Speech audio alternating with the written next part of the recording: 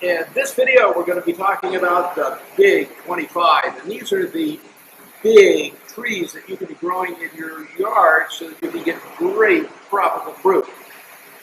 See you in a second with this fabulous video. We're live, aren't we? So here we go. This is a big build on last week when we talked about the Big 15, the Big 15 videos of the Big 15 vegetables that you can grow in your garden in the summer. And that was really an amazing sort of thing when you start thinking, gee whiz, we're not going to starve to death. Well, guess what? Into the trees we go this week because this video is all about this. Listen, we're going to give you some opportunities here to talk to us. We want you to reach out to us. We're doing our best to reach out to you, and the only way to do it is through social media. We can't really have you guys in here like we used to with the live classes and all that sort of thing. So we're doing this, and we're doing our best to figure it out. It's going to be a lovely experience. So one of the first things I learned when I was in the education world was the idea that you want to limit your topic. If we talked about the 25 big trees, oh my, we would be here probably until 3 o'clock this afternoon and still have stuff left over. So we're going to boil it down to those trees, those tropical fruits that are available now and won't be available for the next month or so. And some actually will be all year round. And what's very interesting about this is that when you start thinking about the way that these trees behave, the way that these tropical fruits behave, you have to put it in the context of climate change, because many of these products we can now grow in a really, really good way, which we were unable to grow before simply because it wasn't warm enough. But as you know, we talked about this before, we're no longer in zone 10B.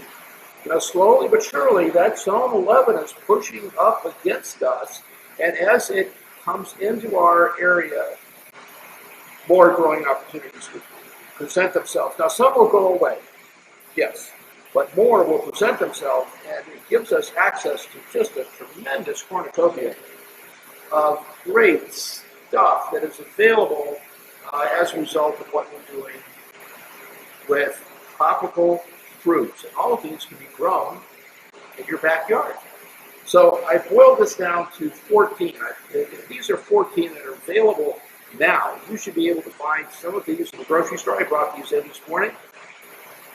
And you can probably find these plants if you poke around a little bit. For example, key lime. We're not big on citrus here because of citrus greening, but the reports that we're having, this is anecdotal, so there's no science behind this. This is just anecdotal reporting that we're seeing, is that the key lime trees seem to be doing pretty well, especially if you're further south from where we are here. I know that in my backyard, key lime it's a weed. And the more I do to it, the less well it performs, and so I just don't do anything, and it's just a weed. It's an amazing sort of thing, and it's doing very, very well. So you may want to consider key lime. Another one that is very, very good, which is not on our list right now, is Persian lime. And this will work as well. There are others who like Meyer lemon, for example, and Pompano grew Meyer lemon. We had a great, great success with Meyer lemon. We had Meyer lemon everywhere, and we grew them in containers. So something to think about. So certainly key lime is an important one. It's available all year round, and if you're brave enough to give it a shot for a citrus tree, then key lime is going to be a good one for you.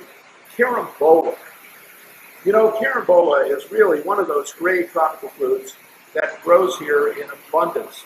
The challenge is that so many of these carambola trees are really marginal. We have folks that come in and say, well, I've got a lot of carambola. Would you like for me to bring some in? Sure, bring them in. Let's see what you got. And most of what is available in the dooryard, we call that the dooryard, what you grow in your yard, in the dooryard garden, it's really not the very best. So you want to be looking around. And if you subscribe to our newsletter, I really don't want you to do this. Subscribe to our newsletter. In this upcoming issue, we're going to post all 25. We'll publish all 25 of the plants and the trees, and we'll give you the dates when the fruits are going to be available. And we'll also give you what we consider to be the very best of the best, so that you'll be able, certainly at Carambola, because we've sort of lost base with that. And so just go ahead and subscribe. You can go to our webpage, you can subscribe. It comes out on Fridays, it's free, and it's got a lot of information in it. And this coming week it'll have the full list of 25 tropical plants and trees that you can grow in your yard. Longan is another one. It's Chinese. Boy, I'm telling you, longan competes with lychee, and it's very small. It has a large seed, and it's sort of brownish color. But you can find them from time to time in the grocery store, and they're now through August, so it's a pretty short season.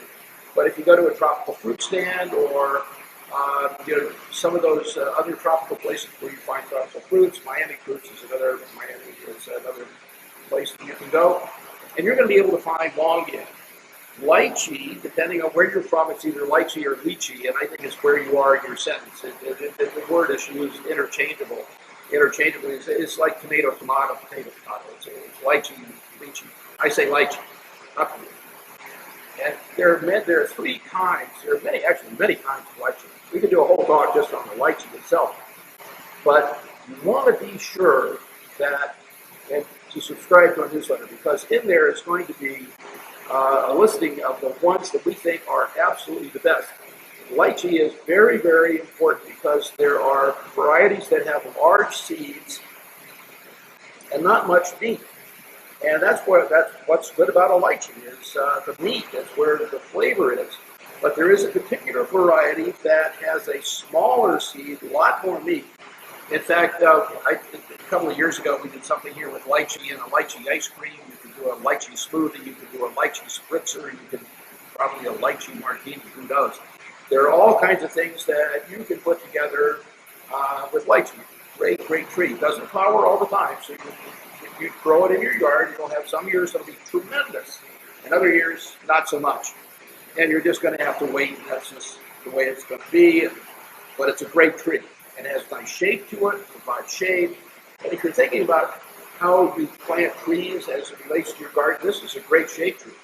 And it does wonderful, wonderful things for your garden, and it does wonderful things for you as well. So let's see. So we have avocado. Now, we'll sort of group these together. Avocado, mango. We have people that come in on a very regular basis, and they'll come in with an avocado seedling. And this is going to be the most wonderful avocado they've ever had, and gee whiz, why is it that this thing is not bearing fruit? Well, because it's not grafted. This is why. And you just have to know that seedling avocados, that you start from a seed, and it's a beautiful plant. It's a nice big shade tree. And you start with a couple of toothpicks, and you put it in a glass of water, and you watch the thing grow up, and you set it out in your yard. I have one in my backyard that I can tell you, I planted that this summer before I went to college. And here it is, 28 minutes later, and that tree has produced fruit probably twice. Because why? It was a seedling. It will not hold true. So if you're going to plant an avocado, just know that, gee whiz, I want to grow avocado that has been properly grafted. The nice thing about the avocado season is very long. And different avocado trees produce at different times during that growing season. So it becomes a really nice product that you would want to put in your backyard. We have them here, as a matter of fact. So you can come out and you can see what we do with ours and how we feed them and take care of them and so forth. They're still kind of small, but they're on their way, and they're a grafted variety. The same thing holds true with mango. We have these. There are varieties of mango, absolutely varieties of mango that will start and produce fruit from a seed. There are varieties, a couple of native varieties that are here for Southeast Asia. There are a number of varieties from Southeast Asia that will grow without being grafted. But this is the exception rather than the rule. Mango also needs to be grafted. And just remember that not only the old Hayden mango tree, just think about the mango tree. We could do a whole thing on mango trees. Holy smoke. I mean, mango trees should not be more than maybe 15, 16 feet tall, maybe. And in the backyard of many old homes, my gosh, here they are, 40, 50 feet tall. And the only people who can enjoy the mangoes are the squirrels at the top of the tree. So why not give us a subscription? Just sign up for a subscription to our newsletter, and we'll be happy to send you a list on mango varieties that are available that we recommend that would be a good choice to plant in your yard. And let's see, passion fruit. My gosh, I have passion fruit right here. This was, what is this one?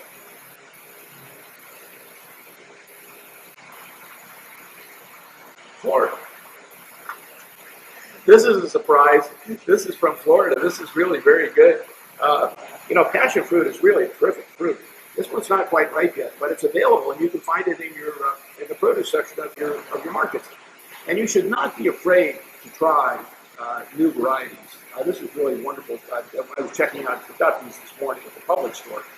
And when I was checking out, the lady said, "Wow, what's passion fruit? I've never seen that before." And I said, "Well, have you ever had a passion-flavored drink?" And she said, "Oh, yeah, I love that kind of stuff." I said, "Well, there you go. That's passion fruit. That's your flavoring." One of the other really interesting fruits that's available now is papaya, aka dragon fruit. Look at this guy. Isn't this amazing? This is really beautiful. And these are typically grown, if you poke around, they're commercial growers down in South Dade that do a terrific job. There's also a grower in Palm Beach County out west in Loxahatchee that does just absolutely wonderful papaya. But this is also known as dragon fruit. You can grow these in your yard as well. Kind of an interesting thing. So what we're going to do, we're just going to cut this. There's different ways to cut it. You can cut it this way, you can cut it this way. But I'm going to show you this way. And this is one of our super sharp knives here. We want to make it absolutely certain that all of our knives are magically sharp. Look at this. Look at this. That is ready to go. That is really a mild flavored, crunchy almost because of the number of seeds fruit. It's absolutely delicious. And if you're really diligent, you can actually save these seeds and you can start your own. You start surprisingly well. I tried that some years ago and I said, this is never going to work. Well, guess what? They do. And so that's a great fruit that you can put in your yard and works out really very well. Another one that is really high on the list is mamey. This is sapote mamey. We have a number of mameys that grow here. This is sapote mamey or mamey sapote. And this is going to have an orange-colored flesh on the inside. This one not being ripe, but I picked it up this morning, so we'll just let it sit, and it'll ripen up on us. And it has a really nice flavor, and you can eat it with a spoon. This shell, this skin can actually act as a bowl, and we have a real nice treat. And the nice thing is that this produces a huge seed, a gigantic seed. I mean, it's a big seed. And it's easy to plant, it's easy to start, and if you're interested in mamey, then this is a good one to grow, and because the seeds are viable. When you get them from the grocery store, the seed is good. We also have white sapote, and we have black sapote. Black sapote is known as the chocolate pudding tree, and it's a wonderful sort of thing. And what I've discovered is that, as I'm talking here, and Jeff is our timekeeper, Magic Jeff, he keeps track, by the way, of these free water meters that we have here.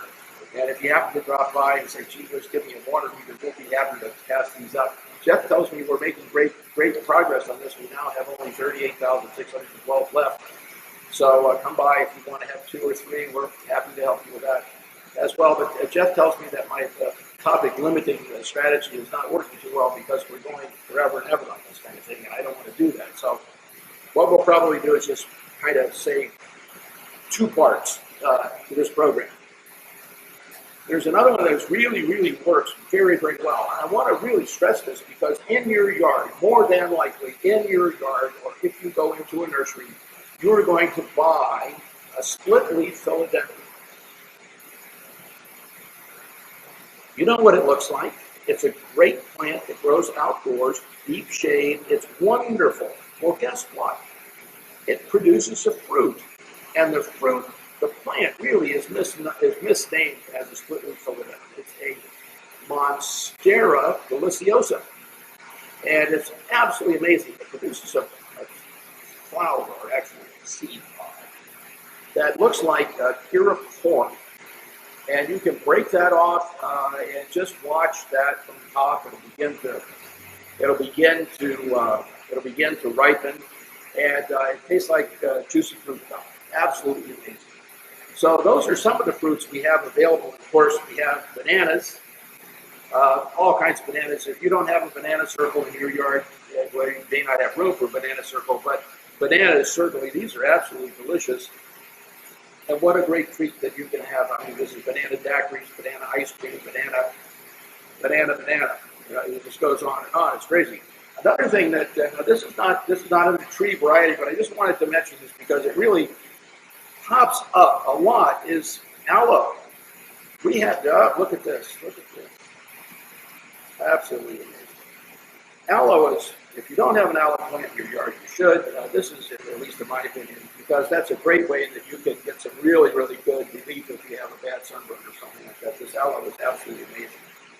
So Jeff is telling me now that I've extended beyond my good and valuable time, and that I need to be saying goodbye to you guys.